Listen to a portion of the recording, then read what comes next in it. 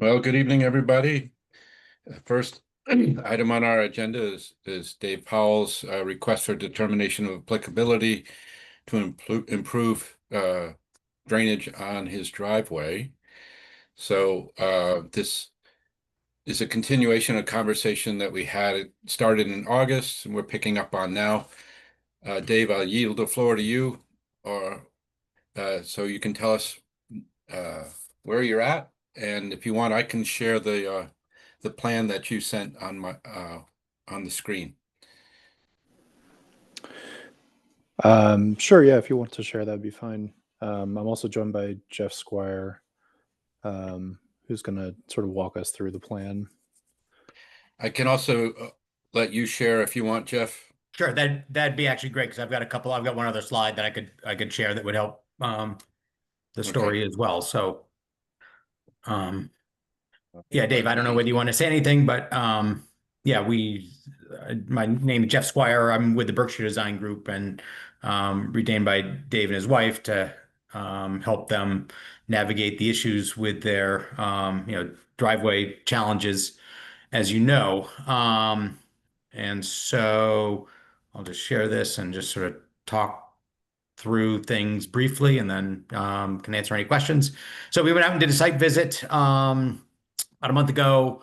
Took some record of the existing conditions and spoke with our civil engineering crew in the office to gather their thoughts. We've had very similar projects to this.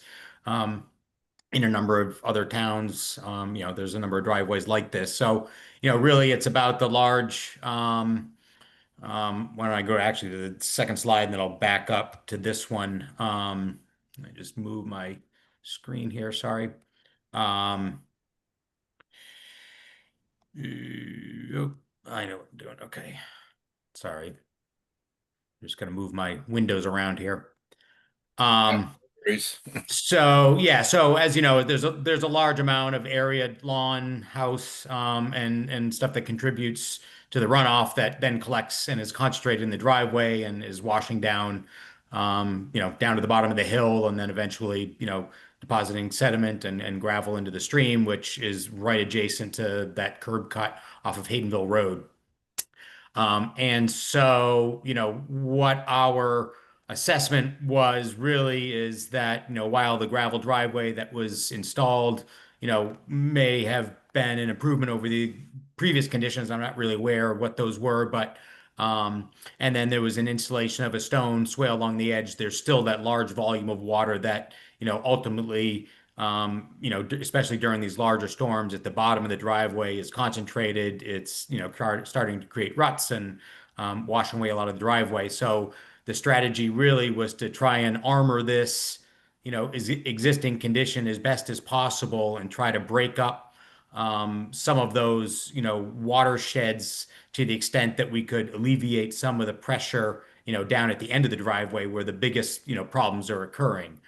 And so the thought process was to certainly widen that and make that stone swale along the edge of the driveway a little bit more robust, but also try to install a couple of culverts that would at least divert some of that runoff, and convert that to sheet flow down this vegetated slope in a couple of locations.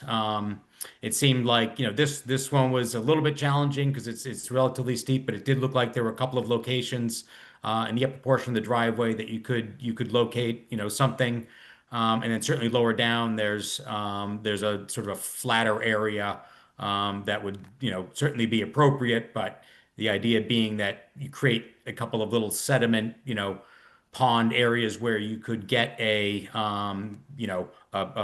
culvert in underneath the driveway. And this is just sort of an image that we found that was somewhat representative of what we were trying to convey, but try to reduce the amount of water that ultimately ends up at the bottom of the driveway. And then the other big component was that rather than gravel, install recycled asphalt, essentially asphalt millings, SurePack as it's otherwise known, but that compacts a little bit better. It's a little bit more durable. It doesn't wash away or have the, tendency to move as much as the existing gravel does. It's a step below, paving it with asphalt, which, I can appreciate is gonna, command a top dollar these days, especially for a driveway of this length. So, the SurePack is something that we have done and used in a lot of projects that, with a very similar situation, just to provide a much more, stable driveway surface, and try to direct that runoff into a couple of locations that are much more controlled.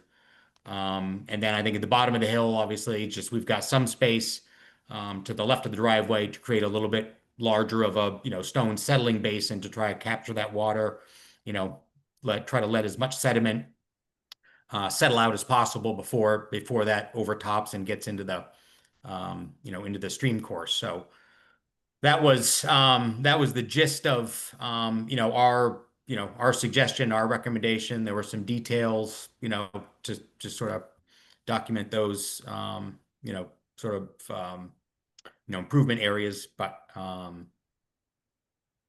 that was the thought process. So happy to answer any questions or. Okay, well, members of the commission, if you have questions, feel free to pipe up. Or Kelly, if you have questions, feel free to jump in.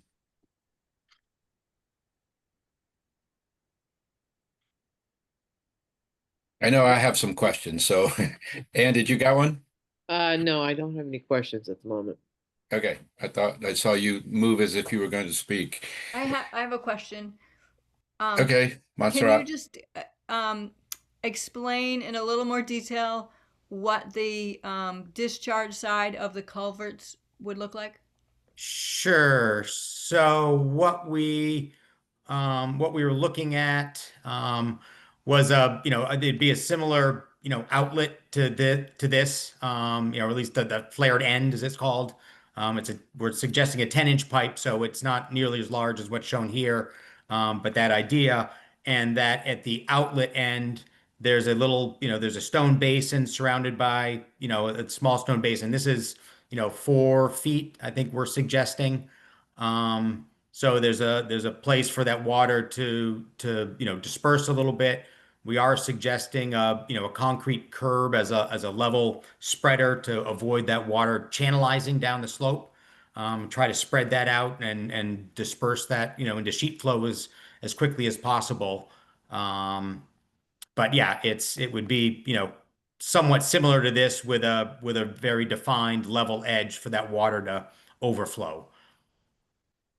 Okay, thanks. Sure. One of my questions is, what are you doing on the inlet side to make sure that you're capturing the water that's flowing down the edge of the driveway and that it doesn't bypass the inlet if it's really raining hard? So what we're suggesting is, and it may be not as well represented on the plan, but the idea that, it at these inlet locations, there's a little bit more of an enlarged basin. It has a little bit more depth than the swale. It's got a little bit more, width to it, and really tries to direct that water. You're absolutely correct. And then in the huge storms, there's a certain capacity that that culvert is going to have. So during the largest storm events, during these torrential downpours, there may be some bypass. The hope is that you divert as much as you can in these locations so that you minimize what does bypass, but that you really try to create these as a depression. It's obviously got to be lower because of the culvert elevation under the driveway to get that below that surface.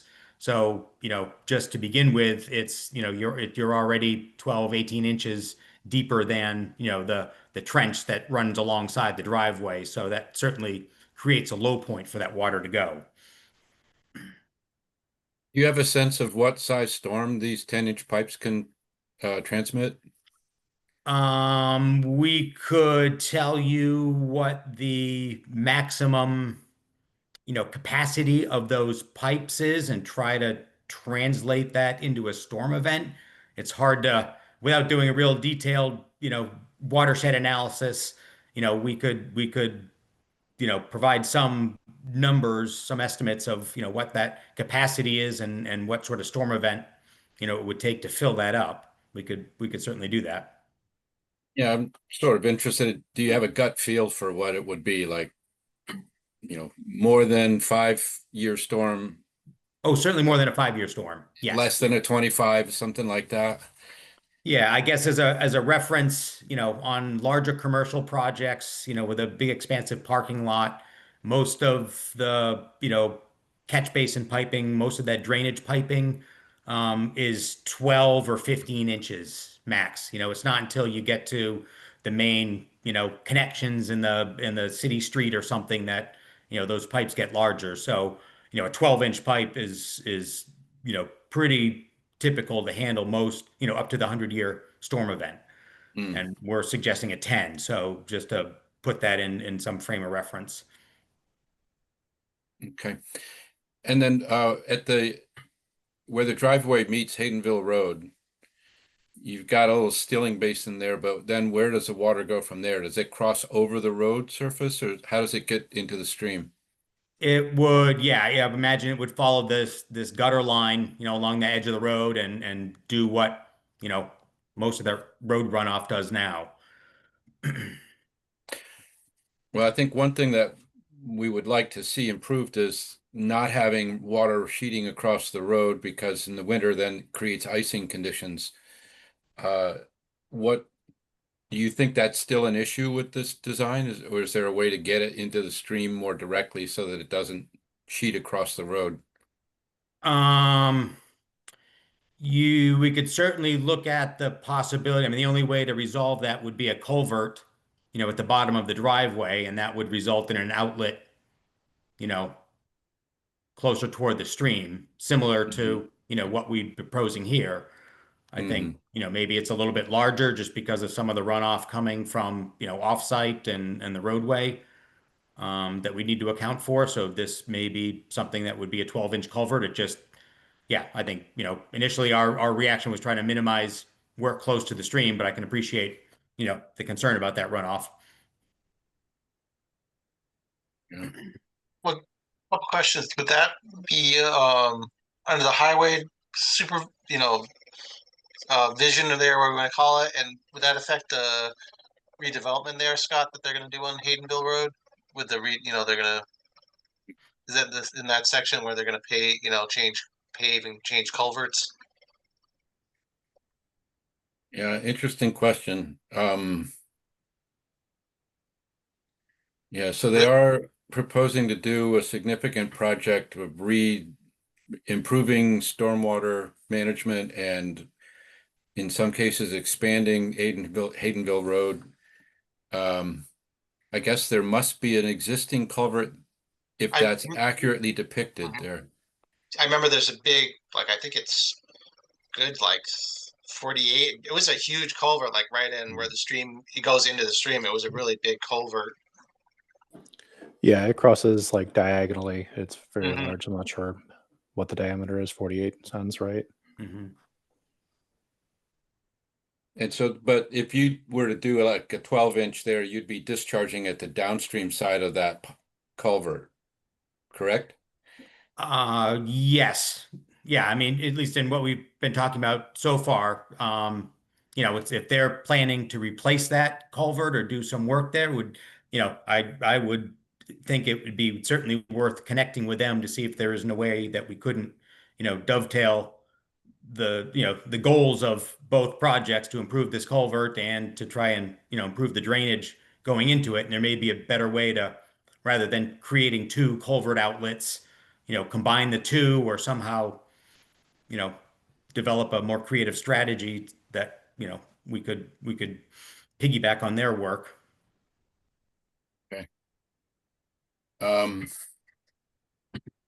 Yeah, I think that's probably a good idea because it could get really complicated if you set things up for what the current situation is, and then in a year or two, the whole thing it gets changed. Mhm.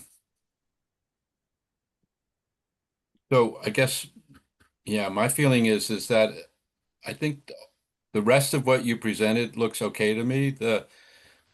my lingering concern is about the bottom of the hill, where it meets Haydenville Road, and getting that water to avoid it sheeting over the road, because, you know, I would hate for us to permit something that creates a hazard. Mhm. And it would probably be better to work closer to the stream, than it is to let it, sheet across the road.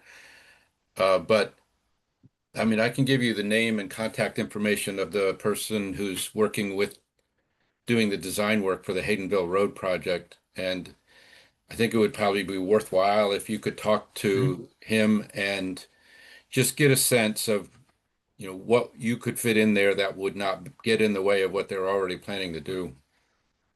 Yeah, no, we'd be happy to do that. I think that makes a lot of sense.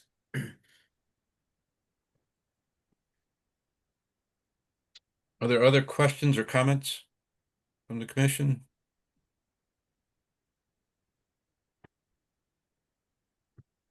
No, I'm all set.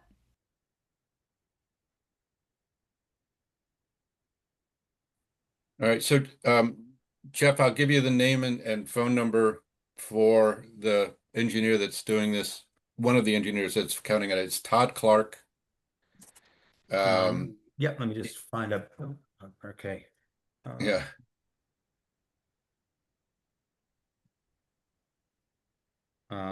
Clark, yep. and he's at Hoyle and Tanner, and his phone number is let's see, a T, his telephone, I guess, 603-460-5152. Yep. And his cell phone is 603-867-8809. 809. You said 867? 867, yes. Okay. Yep. Okay. 8809. And his email address is tclark@hoyletanner.com.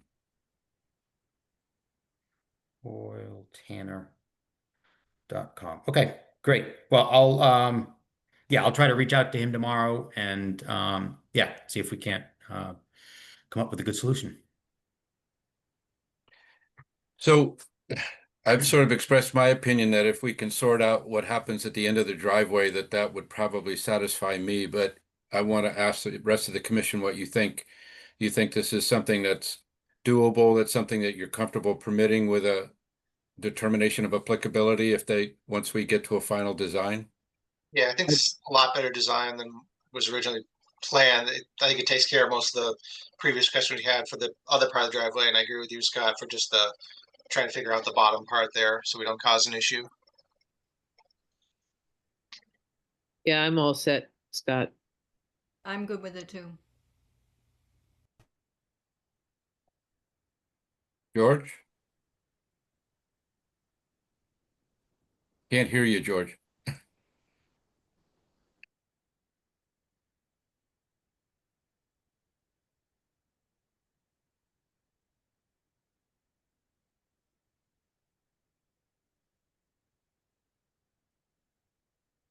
Okay. I guess if your mic's not working, can you put something in the chat? I don't even see a chat here. Hmm. Maybe stop sharing, Scott. I don't know if the chat function will come back up if you Yeah, I stop can- sharing. Sure.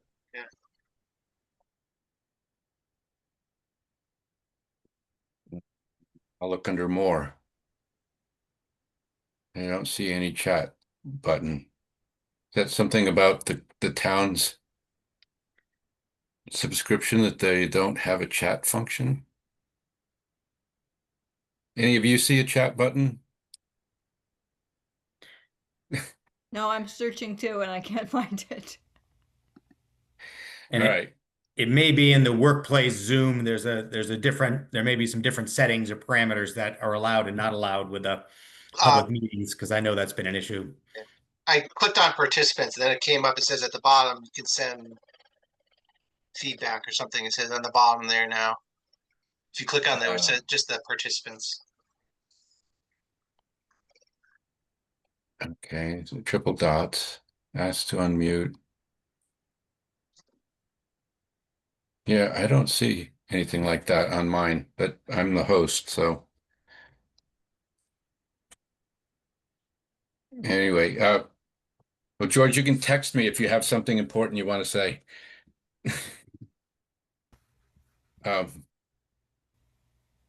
the other consideration for the commission is that,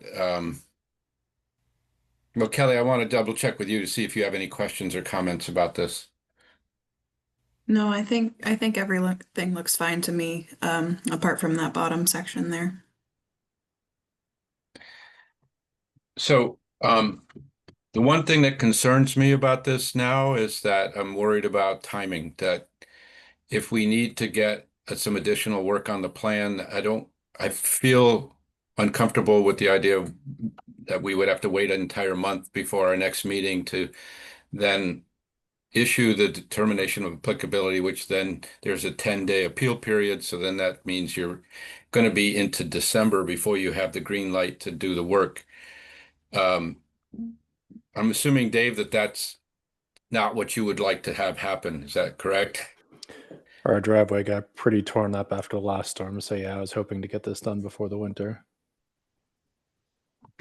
So here's a possible way of addressing that. One is that if the commission is comfortable doing this, we could you could vote to issue the negative determination of applicability conditioned on the submission of a revised plan that shows a way to deal with that the bottom of the driveway.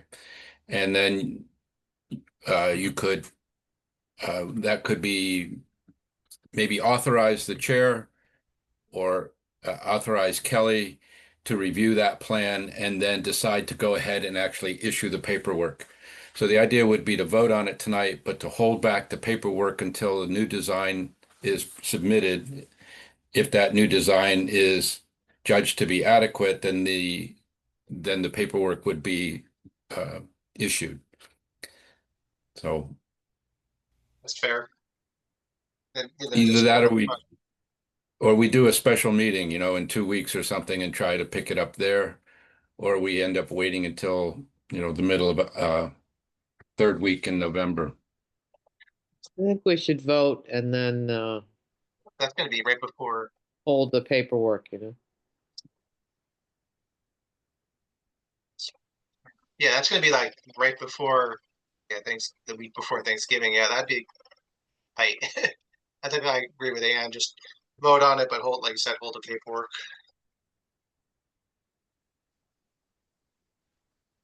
Monty Yeah, I'm good with that. and George, you got thumbs up. All right. All right. So, Jeff, I don't know how long it'll take you to sort of sort this out, but you think that this is a reasonable way to proceed and that you'd be able to save some time by just getting a plan to us in the next week or two? Yeah, absolutely. Yeah, I'll reach out to him tomorrow, and hopefully it's not too complicated. Barring any unforeseen things that I'm not aware of. But yes, provided we can connect and have a quick discussion with Todd, we should be able to generate a plan revision pretty quickly and issue that. So yeah, I think that seems good. And in this that way, at least Dave can, they can start to pursue, getting this lined up with a contractor. Okay. Another person that often attends our meetings for the Haydenville Road project, a colleague of Todd's, is Kimberly Peace, Okay. Peace. So if for some reason you're not able to get in touch with Todd, you can try Kimberly, and hopefully we can avoid any major delays in that way. Okay, great.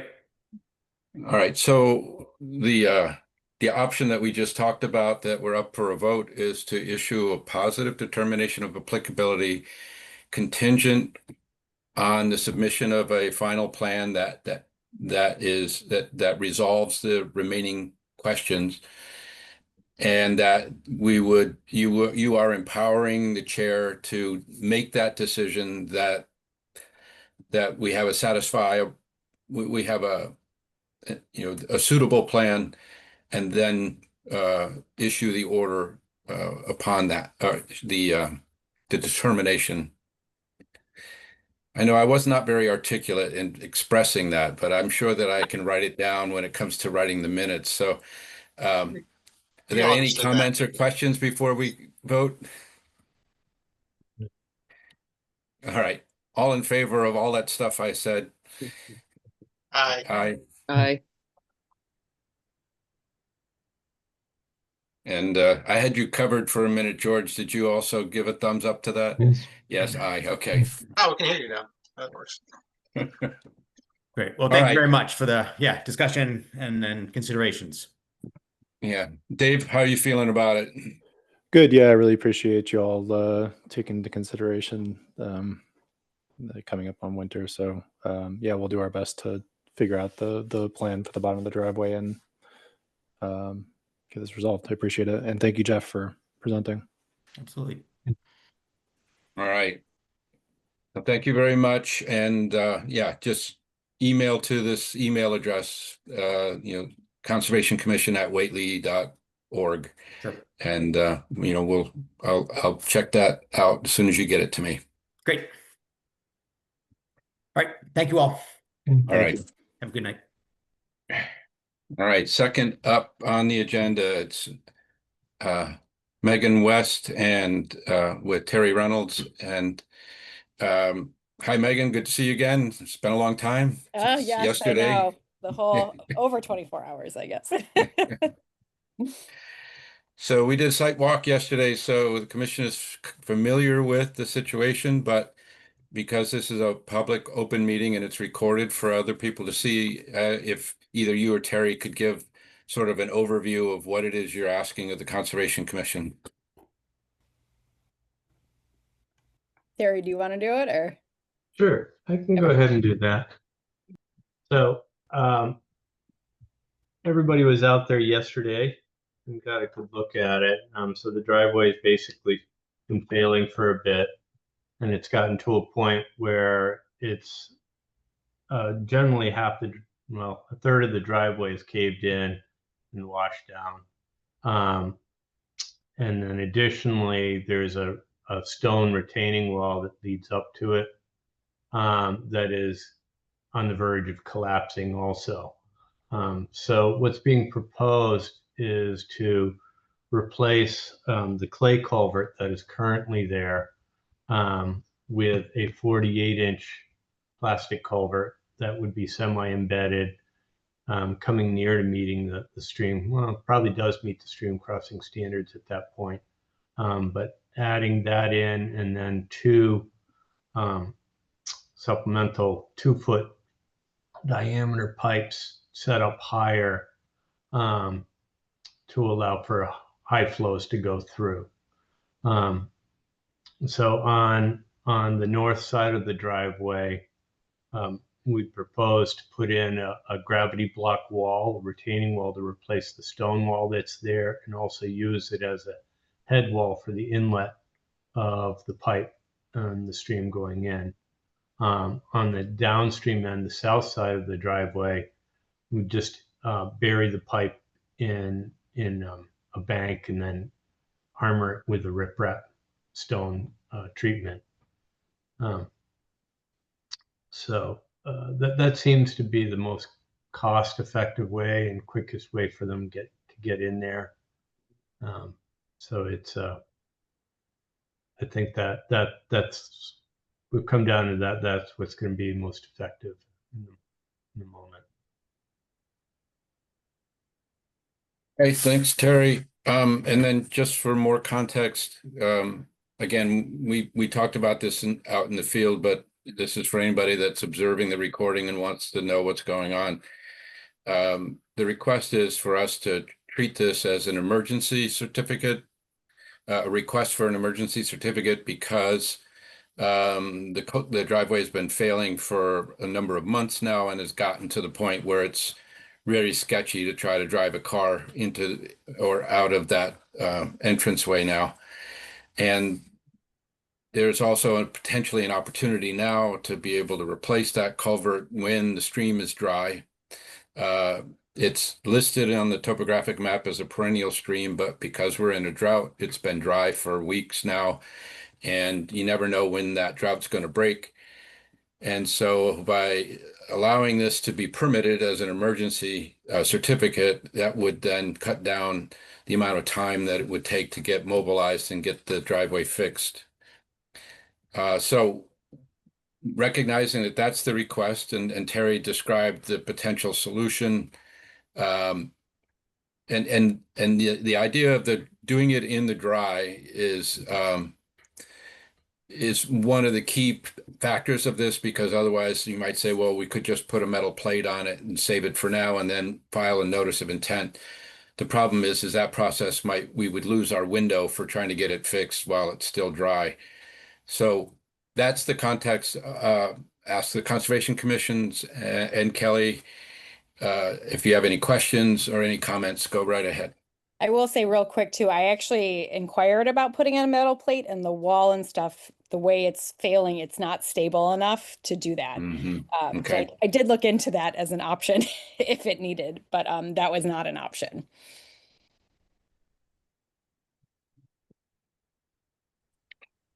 So what say you, commissioners? Is it your intention to try and do this before winter? Yeah, we have somebody who said they can be pretty much ready to go in the next like week or two.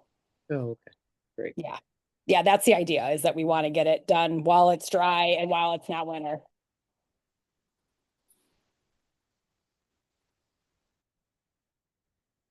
Just a point I want to say is there are 3 trees that probably need to be taken out as part of this process.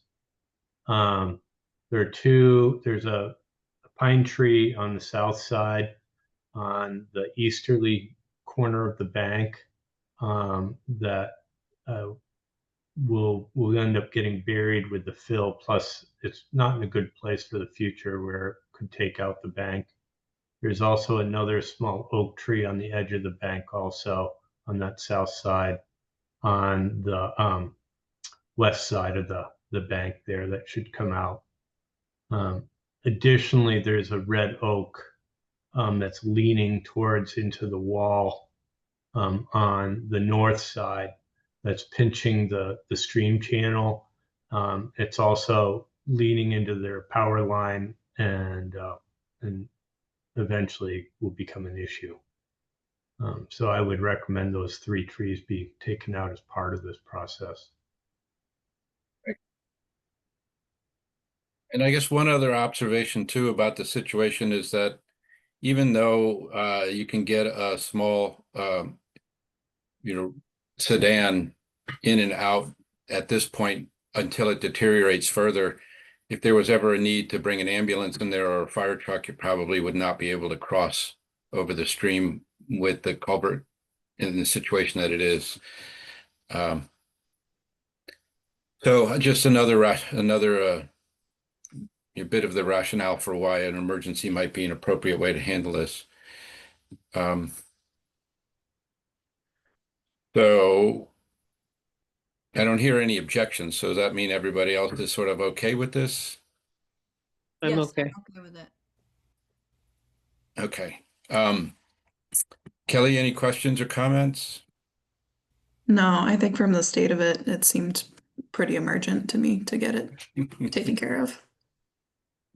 Yeah. So With every when we rain, I think, oh no, please let me, yeah. please let our driveway still work. Yeah. So when we issue an emergency certificate, it authorizes work for 30 days. So you would have a 30-day window to do the work. And I'm glad you have somebody that's ready to go. And it still would be helpful if you could send a formal request in writing so that we can have it for the file. And so you just need to describe what the emergency is and have a brief description of what you're going to do, removing the 3 trees, putting in that retaining wall, and replacing the culverts, and then, what efforts will be taken to make sure that you don't degrade the stream while you're doing that work. And a key aspect of that is just doing the work while the stream is dry. So that will solve a lot of it. So if you can pull that together and send it to me, I will ask the commission to authorize me to issue the emergency certificate as soon as I get your request. Okay, no problem. Quick question though, does the work need to be completed in 30 days or just started in 30 days? Ideally completed or largely completed. Okay. Yeah. I guess I didn't ask him like what his timeline for the project is, but I can't imagine that it would be like weeks to do, but. Yeah, I wouldn't think so, Terry. Yeah, I mean, it all depends on how soon he can get started, really.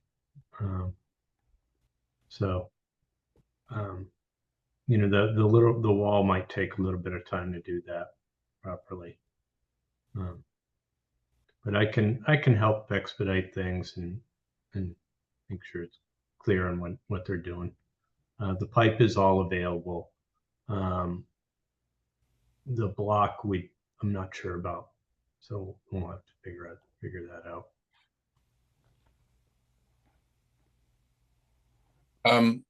So I'll ask the commission to take a vote that would authorize the chair to issue an emergency certificate upon receipt of the written request, authorizing them to do the work that they described to us tonight. So all in favor? Aye. Aye. All right, so it's unanimous, and hopefully everything will fall into place and it won't rain too hard between now and Thanksgiving, and you'll have it all ready soon. Thank you for coming in and explaining it. Thank you, Terry, for helping to sort this out with us. You're welcome. Thank you. Yes, thank you, everybody. All right, have a good night. Right. Good night.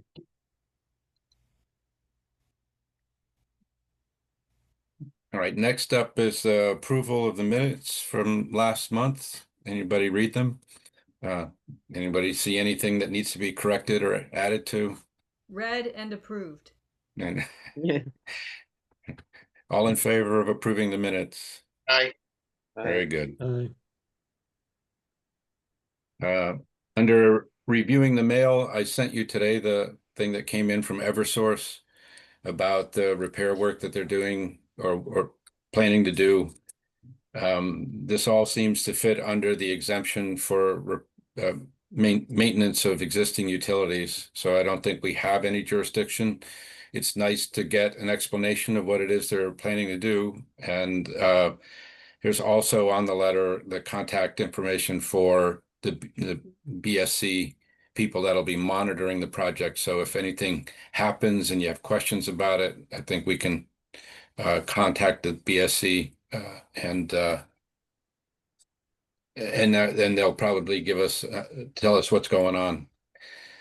Anybody have any questions or concerns about that letter? No. I think we went out there last year or the year before when they first asked for the determination of applicability. All right, moving on to updates and other business. Montserrat, you had questions. Why don't we take care of that next? Yeah, okay. So I have some questions from the housing committee, and frankly, when they're talking developer stuff, most of it just goes right over my head. So I hope I can ask the right questions and bring the right information back. So first of all, what I asked yesterday, I want to repeat that and write down the answer. What's the process for approving a new building's wastewater system? And does it make a difference whether it's a leach field or this other system they're proposing, which is like a mini,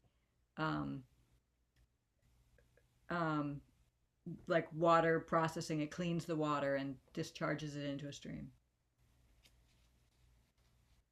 Yeah, so I went back and just double checked the regulations so that I could get the language correct. That there is a presumption in the regulations that if the system is approved as under Title V by the Board of Health and complies with that, then they have satisfied any concerns about water quality related to the wastewater management. And so we would no longer be considering that when we review the installation of that wastewater system. So we would still have jurisdiction over the construction, but the location and the design would be something that the Board of Health would be covering under Title V. Okay, let me catch up to you.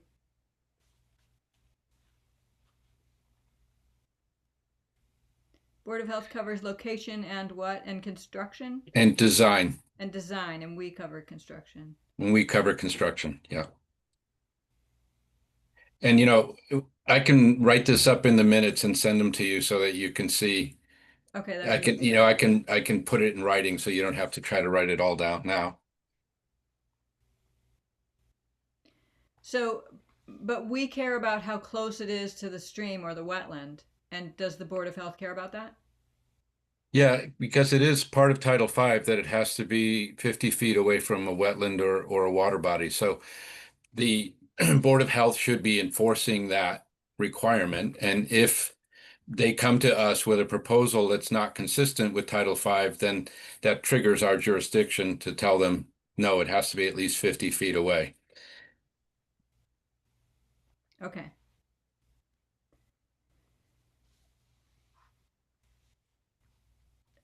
Do you remember that that site and you know how close the wetland is behind it? Yeah, the wetland is all around it. I remember when Fred Orlowski wanted to sort of see what could be done with the site, I went out and flagged the wetlands, and they're just sort of wrap all the way around. My guess is that old lobster pot site was fill. You know, they filled in part of the wetland and then they built on top of it. So basically, you know, the wastewater system is going to have to be in a more central portion of that site. And, you know, how they can design around that, I don't know. But, you know, apparently there are people that think it's still developable. Okay. And then my second question is, the three proposals that we're re-looking at, they didn't say anything about stormwater runoff. If a developer wanted to develop that, what would they need to be aware of from Concom's point of view about stormwater runoff? Yeah, so in some ways it depends on what they're going to develop it as. So if it was going to be a single family home, they're not required to meet the stormwater standards in the regulations. No, they're talking about those proposals were like 8 units or something like that, and they're talking about a developer wouldn't want to do it unless it was like at least 30 units. Yeah. So for that, they would be required to meet all of the stormwater standards in the regulations. And there's actually a stormwater handbook that goes through all of those standards in detail. So the expectation would be is they would have to meet all of those standards. You know, some of the standards are, you know, no direct discharge to wetlands or water bodies, that it has to be pre-treated. Where can I find those? Well, some of that's in the regulations themselves. So if you don't have a copy handy, I can send you a PDF of the regulations. Okay, I'll take it. You know, but they're, you know, like no direct discharge. You have to try to infiltrate as much water as you can. The idea is to try to recreate the amount of mitigation, a lot of the amount of infiltration that was already there. It's not always possible, but sometimes by using infiltration basins, you can try to, you know, infiltrate that water rather than having it run off the site. You want to try to make sure that the amount of water running off the site or the rate at which water is running off the site doesn't increase post-construction compared to what it was pre-construction. So there's also a requirement that you pre-treat the water before it's discharged so that you remove 80% of the total suspended solids. So these are just some of the easy ones that I can remember off the top of my head. But the key thing about this site is it's mostly all impervious surfaces right now. It's parking lot, it's the building slab, and so there's really not much infiltration happening now. And so there's probably the fact that they're surrounded by wetlands is going to limit their ability to infiltrate water. But then again, there's very little infiltration that they're trying to recreate. So they can probably work out some kind of stormwater management that would satisfy the regulations and the Is it standards. because if it were developed, some of it would be an improvement over what's there now? And just all That might be the surface? case too, but really it's like if it was an undeveloped parcel that, was just a piece of forest land, you would expect that there's water being infiltrated, there's water being, it's not a lot of water is running off of that land because it's forest land. And so then if you turn it into impervious surface, you're going to have an increase in the rate of water being discharged off the site. So then you have to use some kind of a detention basin or some other way to slow the water down so that it's not going to flood the downstream areas after it discharges. At that site now, it's mostly impervious, so water is just running off of that site already. So if they develop it and water continues to just run right off the site, they really haven't changed it. They haven't changed the rate at discharge. But in fact, there's probably a getting less lot of impervious every opportunity for day. improvement. I'm sorry, what did you say? I said it's getting less impervious every day. Yeah, right. A lot of cracks and things in it. But the thing is that if they actually tear up some of that imperviousness and put it into lawn or some other amenity, they will improve the situation over what it is now. So that's one way that they can meet the stormwater standards is, if you keep the roof runoff separate from the street runoff, keep the clean water clean and the dirty water dirty, then you only need to treat the runoff off the parking lot and the driveway, and the roof runoff can be discharged because it's clean water. So I'm sure there are ways they can handle it. They just have to, it'd probably be good for them to acknowledge in their proposals that they're going to meet the stormwater standards under the Wetlands Protection Act. Okay, and one last question. I should know where to find this, but where can I find that flagging that you did? Is that somewhere? I don't know if it's still out there. I mean, I hung the flags out in the field so that people would know where the wetlands were. Did anyone chart that? I think that in that report, that feasibility study, I think it has the Okay. wetland. There's a lot of pages. I'll see if it's in there. Yeah, I think there's a plan that shows the wetland delineation, and it probably is based on the flags that I hung. But I don't know how many of those flags remain. They might actually have done it again themselves. Okay, I think that's all my questions. Thank you. Sure. Anybody else want to comment or have questions about Monty's questions? Nope. Okay, time to move on. All right, the last two items on the agenda are things that Kelly is doing for us to try to streamline our processes and make us more efficient. So the first one I want to talk about is the electronic signature one. And I'll share my screen in case you don't have it handy.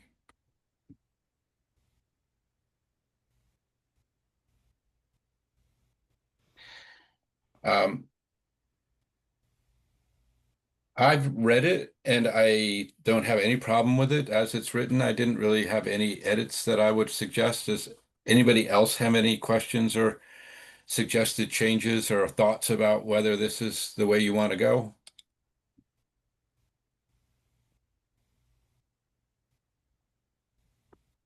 Makes sense And to me. Yeah. Kelly, can you tell us again who else is doing this and where you got this Yeah. language? So, I believe that I took the actual certificate of vote from the MACC website. Hmm. But Williamsburg and Buckland have accepted this already. Ashfield has a version of it that they had before I came on, but they don't typically use it because they meet in person every meeting. And yeah, it's been super helpful for those towns where, everybody isn't always in person and, things are issued, days after a meeting and, just so everybody doesn't have to come in and physically sign something. And those things that are highlighted down there are what's subject to change based on how the vote goes. And so this would allow us to take a vote at a meeting, not this vote, but a voting on like a notice of intent, order of conditions or determination, and then say, Kelly, please attach our signatures, and we all sort of agree to have our signatures, and then you take it from there. Yes. Yeah, and what happens from there, usually I just have an electronic copy of everyone's signature, or I can just type it in. And then this certificate gets attached to whatever document is being issued. And for notices of intent, I think I have to physically sign it with wet ink, so the registry will accept it. But yeah, it's been good. It's been helpful. Do you have to sign this every time you use the electronic signatures or just once? Usually what I do is I'll just add my signature on the signature page, just at the bottom, and just note that I'm the conservation agent and that it's wet ink signature on behalf of the commission. Because Okay. the registry does require at least one wet ink signature on a document. So in other words, in order to record an order of conditions, there has to be a wet ink signature. Yeah. But that's not Yeah. necessarily needed for a determination. No. Right. Okay.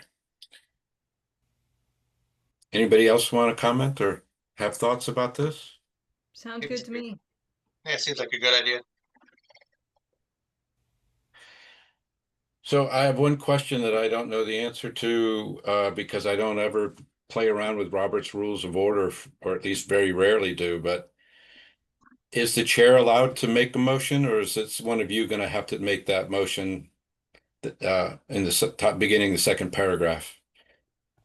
I think you are allowed because this is language that I took from MACC, so I can't imagine that they're wrong.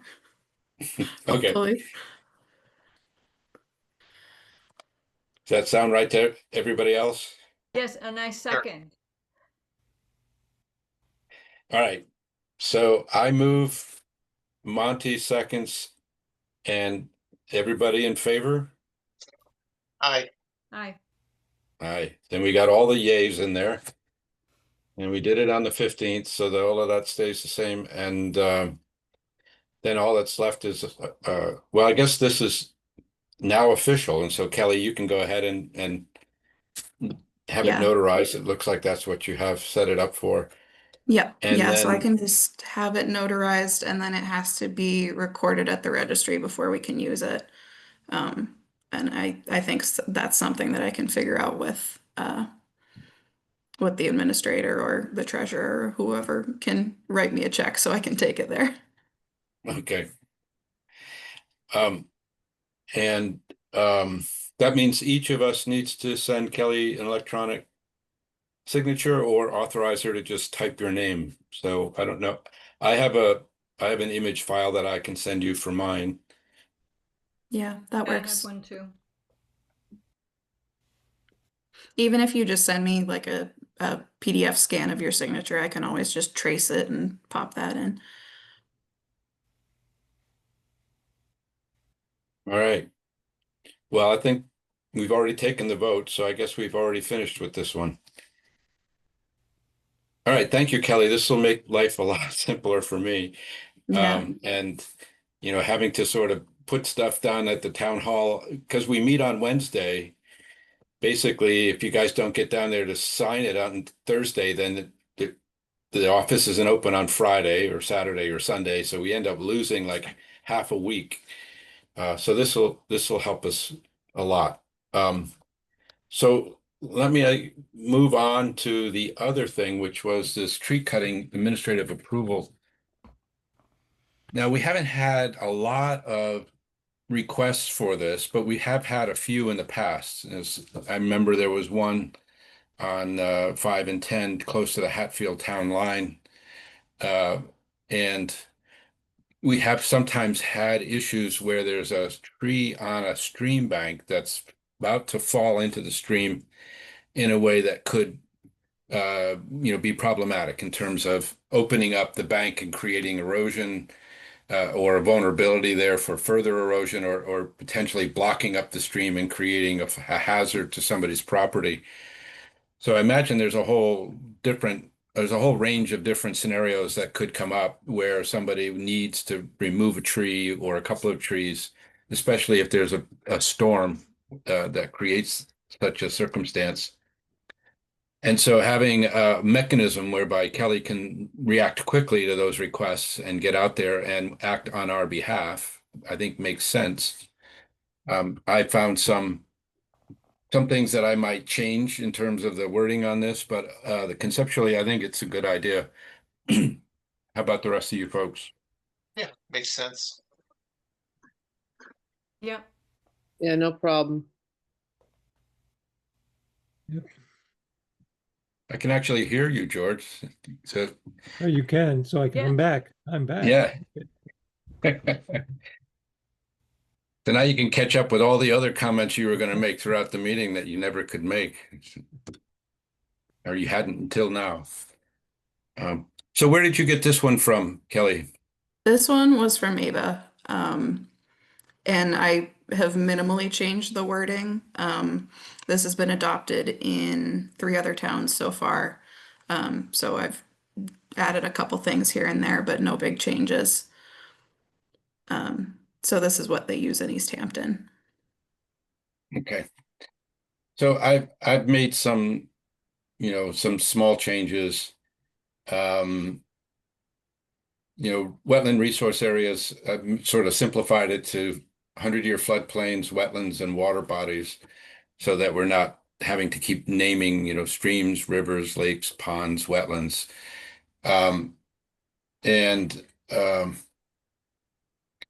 The buffer zones are just land within 100 feet of wetlands and water bodies. It's not within 100 feet of resource areas because riverfront is a resource area, land subject to flooding is a resource area, but there's no buffer zone to those resource areas.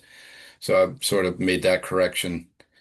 And then also where it says no trees may be cut or altered from or within any jurisdictional area unless permission's been granted by the Conservation Commission. That's technically not true because you have the forestry exemption for people who are doing a commercial harvest, and also people are allowed to harvest trees for their own use with some restrictions on that. But if they stay within those restrictions, then it's an exempt activity. It doesn't need to come to us. So that put this preface there to try to capture that, where it just says, unless trees are proposed to be cut as part of a commercial harvest or a harvest of trees for landowner's own use, no trees may be cut, altered, etc. The one area that I think it's worth us discussing is this idea of mitigation. And I think in towns where there's more development, maybe like East Hampton and towns in Eastern Mass, they sort of want to see a replacement tree for tree. Every time a tree is cut, you got to have another one in its place. In areas that are relatively natural, when you cut a tree, there's no problem with other trees coming up naturally on their own. So in a lot of cases, I don't even recommend that they try to replant because naturally you're going to get trees sprouting out. And often that'll happen faster than these planted trees can actually recover and start to grow. But there may be some circumstances in which you would want them to mitigate. So, like if it's right on the bank of a stream and a tree is falling over And generally what you're gonna do is cut it and leave the roots in place, but then you'd like to get another tree started so that you can get that gap filled on the bank and don't leave, a vulnerability there. So I'm not quite sure how to word this section, but I think conceptually, I'm interested to hear what the rest of you think in terms of how we should handle that issue. I will say that was a concern for a couple of other of the commissions that have adopted this so far. And what we ended up doing was putting the language in, where is it? Under mitigation criteria. Trees would be replaced at the discretion of the conservation agent. So in scenarios where it wouldn't make sense to have someone plant another tree, like in a heavily forested area, I could just say, you don't have to replace it for this one. Yeah, so maybe we can sort of loosen up the wording, because where it starts off with any trees proposed to be cut must be mitigated. It sounds pretty absolute, so maybe we can make that a little gentler and just say, at the discretion of the conservation agent, mitigation, replacement of trees may be required, something like that. Are others supportive of that change? Sounds reasonable to me. Yeah, sounds good. Yeah, that's fine. And then a related question then is, if we're going to give the agent discretion about mitigation, do we need to prescribe it? Do we need to say, for trees larger than 12 inches, it's going to be this, or for less than 12 inches, it's going to be that? Or can we just say, up to the discretion of the agent, some mitigation may be required?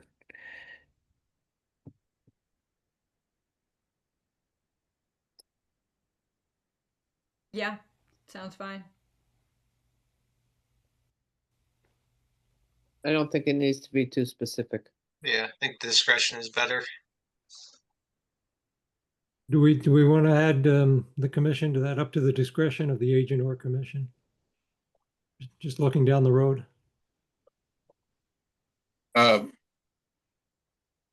Yeah, we could say that,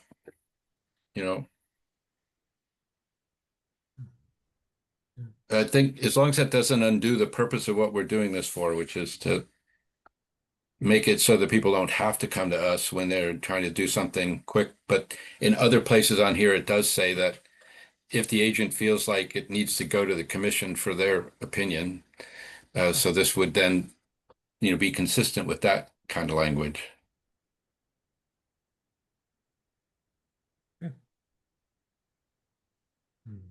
Okay. So people are generally in favor of doing this, Yes. Yes. Yes. and does anybody want to make notes on theirs, and sort of we'll collect all of the suggested edits together before we make another draft? Or do you want Kelly and me to work it out at this point between the two of us? I'm fine with you two working it out. Sounds Yep, good. Yeah. Me too. Same here. It'll be between you two, your discretion. So yeah, that makes more sense for you two to work out the language. Yeah. So Kelly, maybe what I'll do is just send you what I have here with my comments and suggested changes, and then you've heard our conversation about mitigation. Maybe you can see if you can make another version of this with all of those comments accounted for, and then between going back and forth between us, we can get a version to vote on at our next meeting. Yeah, that sounds fine. All right. Now my hand is raised, and now I found the lower hand thing. It's the one thing about AI. It's like if you have some Italian blood and you like to talk with your hands, suddenly your hands get raised up, or sometimes a bunch of balloons go flying up. It's tries to read your mind. Any other business for tonight? The only other thing that I sort of wanted to make note of, Scott, is I am on vacation next week. So I was gonna just leave an away email signature that directs people to the Concom email for time-sensitive matters. Yeah, good for you. Are you going away? No, I was kind of just gonna do a few little day trips. I just had the time and I needed to use it, so. No, good for you. Anybody else have anything? So you've had enough for one night? All right, well, thank you. We've had a lot to do tonight. And who knows what we'll have next month, but could be anything. So thanks for coming out, and we'll see you next month or for a site visit in between as needed. All right, thank you. All right, bye. Okay, thanks. Thank Good you. night. Good night. Good night, everybody.